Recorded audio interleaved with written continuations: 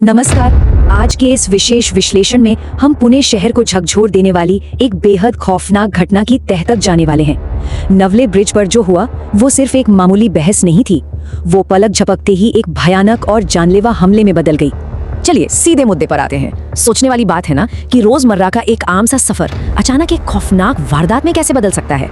जिन रास्तों से रोजाना हजारों लोग बिना किसी खौफ के गुजरते हैं वो अचानक एक क्राइम सीन बन जाए तो ये सच में डराने वाली बात है और इस पर ध्यान देना बहुत जरूरी हो गया है।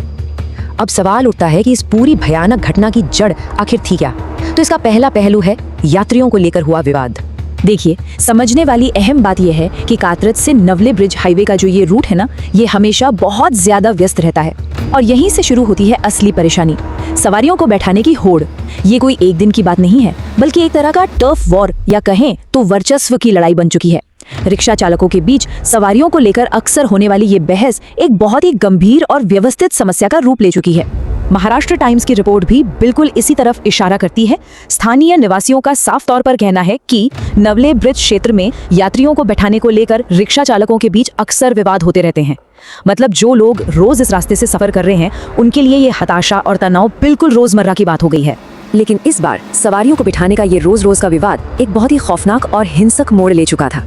हुआ कुछ यूं कि पीड़ित रिक्शा चालक सूरज माणिक काले को बीच रास्ते में ही रोक लिया गया और उसके बाद जो हुआ वो रोंगटे खड़े कर देने वाला था।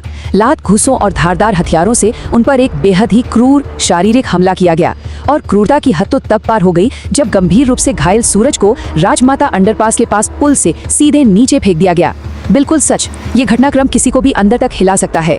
इस जानलेवा हमले के तुरंत बाद गनीमत ये रही कि पीड़ित सूरज माणिक काले को समय पर भारतीय विद्यापीठ अस्पताल में भर्ती करा दिया गया।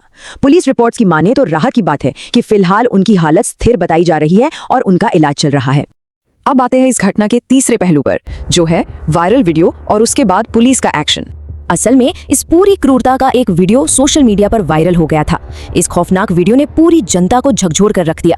जाहिर है, जब ऐसा दर्दनाक वीडियो चारों तरफ फैलेगा तो स्थानीय अपराध पर तुरंत सबका ध्यान जाना ही था, जिससे प्रशासन पर दबाव बना और कार्रवाई की गति तेज हो गई। और इसका असर दिखा भी। वीडियो वायरल होते ही आंबेगांव पुलिस तुरंत हरकत में आई। आरोपियों को पकड़ने के लिए फौरन स्पेशल ट्रैकिंग टीमें बनाई गईं। बिना कोई वक्त गंवाए आंबेगांव पुलिस स्टेशन में एफआईआर दर्ज की गई और पुलिस की इस फुर्ती का नतीजा ये हुआ कि महज कुछ ही घंटों के भीतर आरोपियों को दबोच लिया गया। पुलिस की इस स्पेशल टीम ने जिन 3 मुख्य आरोपियों को हिरासत में लिया है उनके नाम हैं बापूसो बालासाहेब भोसले, गणेश हरिभाऊ धारपले और गणेश उर्फ भावड़िया हरिभाऊ धरपाड़े। पुलिस की ये त्वरित कार्रवाई सच में काबिले तारीफ रही। लेकिन जरा सोचिए, ये पूरी घटना आखिर क्यों इतनी मायने रखती है। जब सवारियां बैठाने जैसा एक स्थानीय विवाद सरेआम जानलेवा हिंसा में बदल जाए तो इसका सीधा असर आम जनता की मानसिकता पर पड़ता है। इस खौफनाक वारदात ने स्थानीय नागरिकों के बीच डर और असुरक्षा का एक बहुत ही गहरा माहौल पैदा कर दिया है। और अब अंत में ये पूरा मामला एक बहुत ही गंभीर सवाल छोड़ जाता है। क्या पुलिस की इस त्वरित कार्रवाई और गिरफ्तारियों से इन स्थानीय टर्फ वॉर्स पर हमेशा के लिए लगाम लग पाएगी, या फिर आम लोगों के मन में अपने रोजमर्रा के सफर को लेकर जो सुरक्षा का डर बैठ गया है वो यूं ही बना रहेगा। नागरिक सुरक्षा और ऐसे विवादों के स्थायी समाधान पर सच में गहराई से विचार करने की जरूरत है। आज के इस विश्लेषण में हमारे साथ जुड़ने के लिए धन्यवाद।